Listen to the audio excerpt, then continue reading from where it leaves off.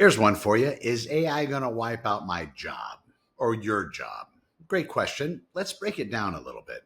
Globally speaking, your job is probably a lot more than one thing. And I talk to my real estate agent friends about this all the time. People in other endeavors, even something as simple as plumbing. You don't just plumb, there's a lot of things part of your process. As a real estate agent, you just don't close real estate deals. There's a whole bunch of things in that pipeline. So if you want to know if AI is actually going to replace people in your type of employment, then that question would be is look at exactly the things that you do. Piece it out, pull it all apart, and see exactly what parts AI can do and what AI can't do. Now, you might say, well, how the hell would I know what AI can do? AI is pretty amazing in some respects, and some people I think would share that sentiment. But AI is trapped at this moment inside of a box, inside of your cell phone, inside of a computer, inside of some sort of a device.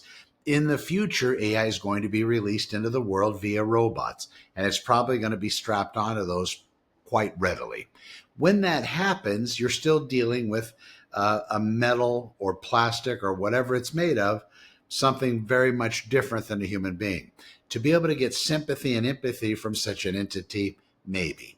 But ultimately, to feel the warmth of the hug from such an entity, unless it has some kind of a heating structure on it, holding hot metal still doesn't help the human being get through whatever tragedy that they happen to be needed or happen to need help getting through. So, if your particular employment, let's say real estate agent, we break it down. A real estate agent is a lot more than writing contracts. It's a lot more than doing the hard, heavy lifting when it comes to preparing a competitive market analysis of a particular residence. A lot of that stuff can be automated, yes, but when it talks about neighborhood differences from one block to another block, and you know this depending on where you live, there are probably parts of your town or city that are very much different within just a few hundred feet. The real estate valuation portals don't take that into account. So hence a local agent will be able to much better price a property. That's the human aspect. Now, at some point, is all that data going to be able to be captured and offered out there? I don't know. That's a lot of information. Now, AI has supposedly everything. And if that were the case with the syndication system, and this makes me sleep very good at night, the syndication systems, when it comes to producing an amount, they're off. Their valuations can be off 5 to 7% in a lot of cases. Well, that's good because they're all using artificial intelligence. Now they're all scurrying like squirrels trying to get the nut of the best AI so they can then tack it onto their business and make the most money in their attempt to replace human beings on the real estate front. But I think that's going to be a very long time. The only reason being is because people, when they're spending hundreds of thousands, if not millions of dollars, still want to deal with a flesh and blood creature versus a robot or some kind of an online system. They want to have you there with them, shoulder to shoulder, as you walk through the residence that they're considering buying. They want you sitting at their kitchen table or other table when you're sitting there telling them how you're going to sell their house. It is a big deal. But people that are running AI companies, of course, might have you believe that, yeah, time is ticking on all of these fronts. Human replacement is going to be somewhat difficult. There's a lot more things in every single endeavor, every single job than just one part. Now, some jobs, maybe you're standing in a factory, you're standing on an assembly line, and you're basically capping beer bottles like Laverne and Shirley. Maybe that's the only part of that process. The other dynamics that you enjoy during your shift, encountering other people, maybe that flirtation, these sorts of things, maybe those things can be done without. Maybe the rhino jockeying at the water fountain can be done without, or meeting somebody in the bathroom for the first time. Not in a bad way, but, just run into somebody in the bathroom. Maybe all that stuff can be done away with by artificial intelligence. Most jobs aren't that. Those are factory level. If you're driving a vehicle for a living, then look at the processes involved with you driving that vehicle. Is it seriously just getting up and getting in the car or a truck or whatever and just driving the vehicle? Or is there some kind of an interaction at some point along the way that really only a human being would be able to have conducted at this particular time? Other things to look at. So whenever you're thinking if AI is going to replace your job, Maybe at some point it will. At that point, I would imagine there's going to be other things that we get to do. And hopefully those other things aren't going to involve any kind of negatives. And hopefully that'll be something we accept. Things are moving very, very fast. This technology is exponential. And that to me doesn't mean much unless I try to call back that whole penny thing where you give somebody a penny on one day, double it the next day, and continue that over 30 days. The first 15 or 20 days, it's not very remarkable. But at the end of this thing, there's over $5,300,000 after 30 days of doubling a penny. AI is moving that fast. And the people that are in charge of it definitely aren't like most of us. And it's a very odd thing to watch as they're building this technology that is purported to be so incredibly dangerous that they're begging the government for some kind of intervention. Please stop us from harming the world, government. And you can see that, how it's playing out as you have the government saying, sure, we'll be happy to, but probably not too much, because the other issue, the thing that's being talked about a lot, is the danger of another country getting this before us. And so hence we have the story this week, July 21st, 2026, a few days ago, Kimi K3, Chinese model, and it's very good, apparently. Very good, right up there with what systems we're running, the Claudes and the ChatGPTs of the world. That made people a little nervous.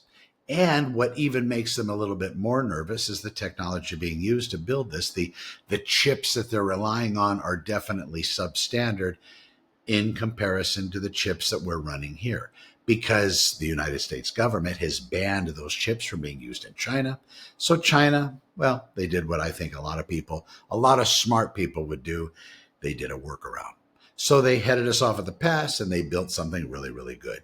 I'm curious what would happen if they would have had the good chips. I'm curious what would happen if they had the good chips now. Would that then really push them way ahead of us, because utilizing the technology that they built to make AI better than most of our models, or at least right up there with them, using substandard technology and chips. If they were to have the good stuff, would that change the game? Would that elevate them on top of? And then they say that that would be a world-ending move where China would be in charge of everything AI, because once you get there, once you get to the pinnacle of superintelligence, you basically tell the machine, hey, Jack, go ahead and shut down everybody else because I don't want to compete with anybody. Now, would they do that? Would we do that? Would everybody who got the technology do that? Something else to consider. On the medical front as well, and I'll close with this, it would be wonderful if they take AI, and they have and they are taking it, and they're pointing at medicine, how to fix that mess. How do you find the cure for cancer and get it done and get it released to the public within a couple weeks? That will be something that will happen. But the understanding of that would be, if they do cure cancer tomorrow, what about all the businesses that have been formulated to try to fix cancer, keep people living longer with cancer, and in some cases potentially curing cancer via the different disciplines that have been offered out there, like chemotherapy, medicines, and other things? What happens to those companies? And I know what you're thinking, Connor, how can you be so crass? Why would you think that it's more important for the world to continue on the monetary front, on the capitalist perspective, yet say that that might not be great, because if they do cure cancer, which is something that kills a lot of people, then it could actually ruin that capitalist approach or the people making money in those realms, and potentially crash the economy. That shouldn't even be part of the question. Because if somebody comes along, if AI comes along being pointed by these different entities out there that are using this to try to solve these questions, and they do find a cure, I understand there's a big approval process with the FDA. Maybe that'll be wiped out and changed once they can prove that they can actually do it without having to do 5 years of research. Maybe they can get the research done in a couple of weeks. If everybody's systems, different protein structures in every body is able to be replicated down to the nth degree, And then that artificial intelligence constructed body is able to have the test done, and that particular cancer cure works on this human being, then that human being with cancer gets that cure and then it's solved. I think. But this is way above my pay grade. But I'm just saying that there's people out there that are going to probably not be appreciative of people able to live longer, people to actually have their cancer cured, and all sorts of other diseases. Go ahead and insert disease in the blank, and you understand. There's a lot of businesses built around all of this. The whole economy of the United States is built around things such as these. And if these things are solved, then that could create quite a quandary in the world and reset a lot of things. Be careful out there. I'm very excited personally about artificial intelligence. I hope it's everything that the people building the technology say it is. And most of them say it's going to equate to this utopia where nobody's going to want for anything and we're going to be able to live our best lives for multiple hundreds of years. Yeah. That would be good. I think to get there is going to involve a little bit of difficulty. And I hope we're all ready. Right now, you already see entry-level employees in the computer world looking elsewhere for employment. And I believe that's going to continue to progress. Now, as I mentioned at the beginning, the employment factor is going to have a lot to do with what different components make up your particular employment pattern, your job. What do those look like? And how many of those can be automated?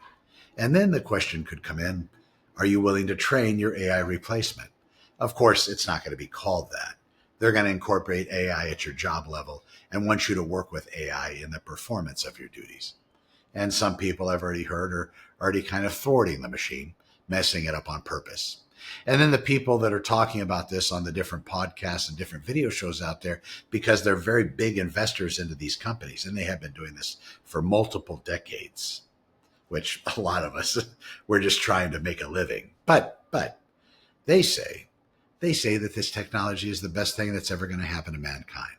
Well, when they say that, they say it because they're set. They're not trying to get medical insurance. They don't have any issue with that. They have hundreds of millions of dollars. They have access to that kind of liquid capital. And then they have all the investments because everybody goes to them and says, hey, I have this idea for cold fusion. It's going to work. Oh, well, here's a few $1,000,000. And then when cold fusion does work, then they have billions of dollars. See, that's the investment cycle. Unfortunately, most of us that watch these little shows, we don't have access to anything like that because we're still trying to get insurance. Interesting times. Human-to-human contact still very important. And we're going to see that that's going to be tried to take, that's already being tried to take away from us. People dating AI, people falling in love with their AI, and so on. The systems out there, the ChatGPTs, the Anthropic Claudes, the Google Geminis, the Meta Sparks, all of these different systems, pretty soon they're going to kind of run the same. The difference is probably going to be personality and personal choice. And maybe you've already worked with one for so long you can't imagine replacing them. Try to break that cycle. Try to be nimble. Try to be like water or a green tree. Try to be bendable but not breakable. Because ultimately, the companies themselves, and we've seen that in past practice, if somebody out there says that they're not good or the company themselves decides to strip you of the access to a model, well, they have the power. It's tough. I'm Connor with Honor. We'll see you in the next one. Thanks for watching.